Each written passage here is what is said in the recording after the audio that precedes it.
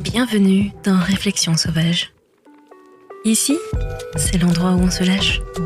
On parle de ce qui nous fait vibrer et surtout, on dit les choses comme elles sont.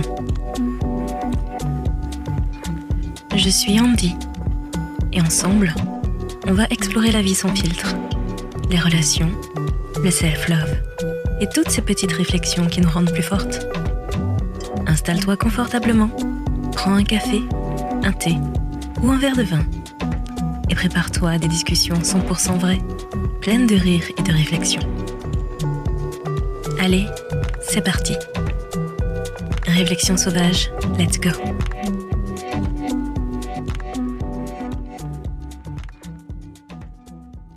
Série Non, on n'est pas trop sensible. Épisode 4. Oui, mais pas tous les hommes. Le mythe du not all men. Il y a une chose fascinante sur Internet. Tu peux écrire « J'en ai marre des remarques déplacées. J'en ai marre de me faire suivre dans la rue. J'en ai marre d'avoir peur le soir. » Et dans les 12 secondes, il y aura toujours un homme qui apparaîtra dans les commentaires comme un Pokémon très sensible en disant « Oui, mais pas tous les hommes. » Ah, le fameux, le mythique, le légendaire « Not all men ». Cette phrase, elle arrive plus vite qu'une pub Temu et plus régulièrement que le retour des jeans taille basse. Et vraiment, j'ai toujours envie de répondre « Mais qui a dit qu'on parlait de tous ?» Parce qu'à aucun moment, on a dit « Tous les hommes sont horribles, tous les hommes sont dangereux, tous les hommes sont pareils. » Sinon, je n'aurais pas de chéri dans ma vie, soyons honnêtes. On parle d'un phénomène, d'un vécu, d'un système, pas d'un casting complet de tous les hommes de la Terre avec fiche technique et contrôle qualité. Parce que quand on dit « les moustiques sont insupportables », personne ne se lève au fond du jardin en criant « Oui, mais pas tous les moustiques. Moi personnellement, je pollinise discrètement et je respecte les fleurs. »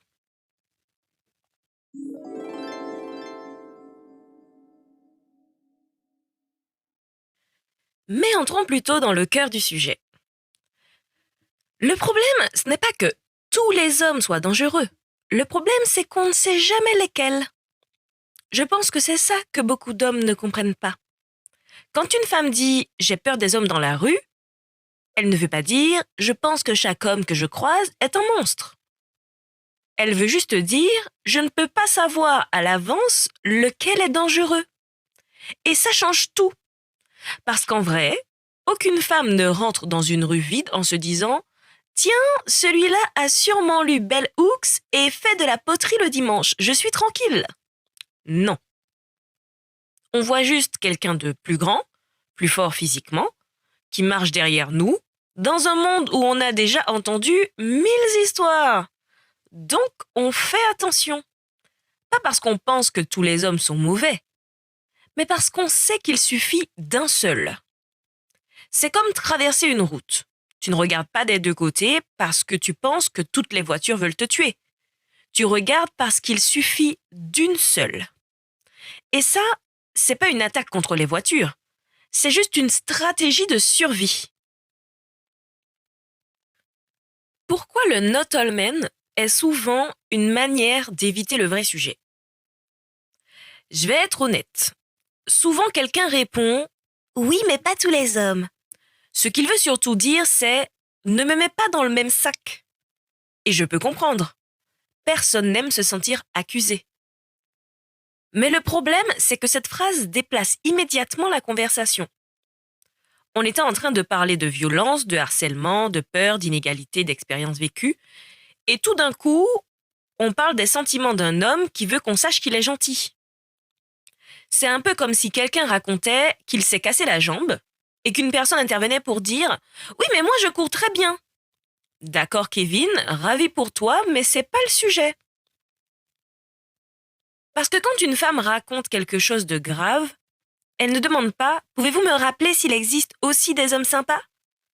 Elle demande plutôt « Pouvez-vous écouter ce que je suis en train de dire ?» Et parfois, le « not all men » sert surtout à ne pas avoir à se poser la question la plus inconfortable. Qu'est-ce que moi, je fais ou que je laisse faire? Le vrai sujet. Pas tous les hommes, certes, mais beaucoup trop de femmes ont la même histoire. Parce qu'au fond, si autant de femmes racontent les mêmes choses, le premier harcèlement à 12 ans, le mec lourd en soirée, la peur dans la rue, le collègue bizarre, le t'es trop sensible, le c'était juste une blague, le garçon qui insiste, le type qui ne comprend pas un non, alors peut-être qu'il y a un problème plus grand qu'une série de cas isolés. Parce qu'il y a quelque chose d'assez fou. Presque toutes les femmes ont une histoire. Mais étrangement, presque aucun homme ne connaît ce gars-là. Tu vois le paradoxe? Les femmes disent « Il y a énormément de comportements problématiques ». Et les hommes répondent « Ah bon, moi je connais personne comme ça ». Ah ouais? Alors qui fait tout ça? Un fantôme très occupé? Le fameux monsieur personne qui suit les filles dans la rue, fait des remarques déplacées, insiste après un nom et envoie des « t'es où » à 2h du matin? Non. La vérité, c'est que beaucoup d'hommes connaissent un homme problématique. Ils ne le voient juste pas comme problématique parce que il est sympa avec moi, c'est mon pote, il est juste un peu lourd mais il est gentil. Il ne faut pas exagérer. Et c'est là que le système continue. Parce que c'est pas seulement ce que certains hommes font, c'est aussi ce que beaucoup d'autres malheureusement minimisent, excusent ou laissent passer.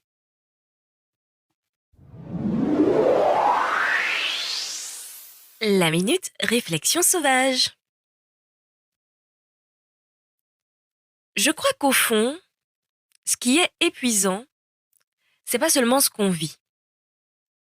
C'est de devoir ensuite le justifier.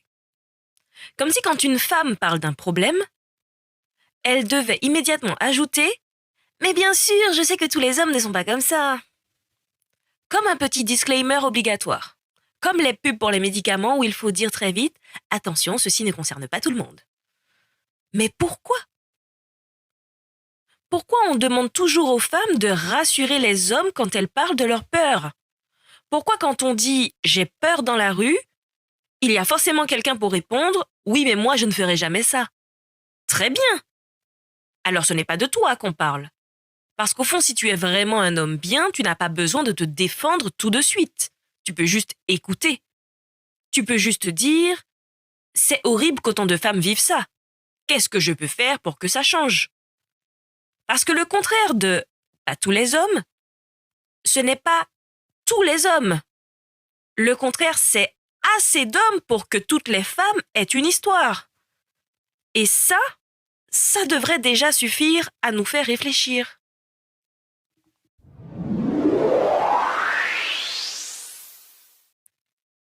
Les conseils sauvages. Que répondre quand quelqu'un te sort « pas tous les hommes » ? Quand quelqu'un te dit ça, tu peux juste répondre « je sais », mais suffisamment pour que toutes les femmes prennent leur clé dans la main en rentrant. Ou alors, je ne parle pas de tous les hommes, je parle d'un système. Si tu ne te reconnais pas dedans, alors tu n'es pas concerné. Ou même encore, si je te dis que j'ai peur des requins, tu ne vas pas me faire un PowerPoint sur les requins véganes. Et surtout, il ne faut pas qu'on oublie qu'on n'a pas besoin de passer notre temps à rassurer les gens sur le fait qu'on n'attaque pas tous les hommes.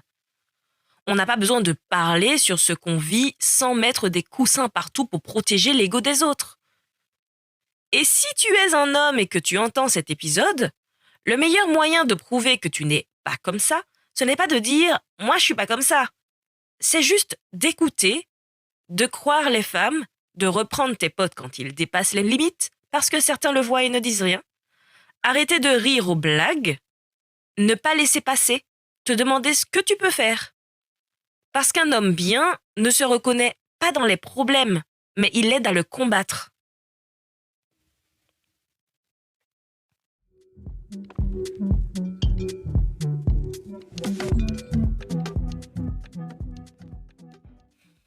Pour conclure, peut-être que le vrai problème, ce n'est pas qu'on parle trop des hommes, c'est qu'on ne parle pas assez de ce que les femmes vivent. Je crois qu'on a passé trop de temps à expliquer aux femmes comment parler de leurs expériences sans déranger. Il faut être douce, être nuancée, préciser pas tous les hommes, rassurer, ne pas vexer, ne pas paraître anti-homme. Alors qu'en vrai, quand tu racontes quelque chose que tu as vécu, tu ne devrais pas avoir à t'excuser avant même d'avoir commencé. Parce qu'on ne parle pas de tous les hommes, on parle de toutes les femmes qui ont peur, ont été suivies, ont été touchées sans vouloir, ont entendu t'es trop sensible, ont serré leurs clés dans leurs mains, ont envoyé je suis bien rentré, ont appris à faire attention avant même d'apprendre à vivre. Et si certains hommes se sentent plus blessés par la phrase les femmes ont peur que concernés par le fait qu'elles aient peur, alors peut-être que ce n'est pas nous qui parlons mal.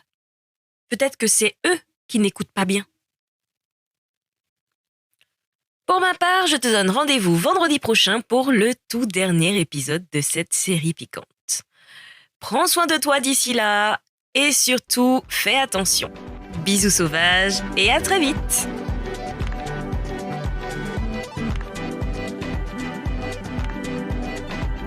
Et voilà, c'est tout pour cet épisode de Réflexion sauvage. J'espère que ça t'a fait sourire, réfléchir et peut-être même un peu bousculer.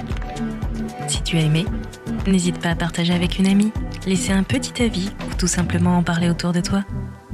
On se retrouve très vite pour une nouvelle dose de réflexion, de rire et d'authenticité. D'ici là, n'oublie pas, reste sauvage, reste vrai et surtout prends soin de toi.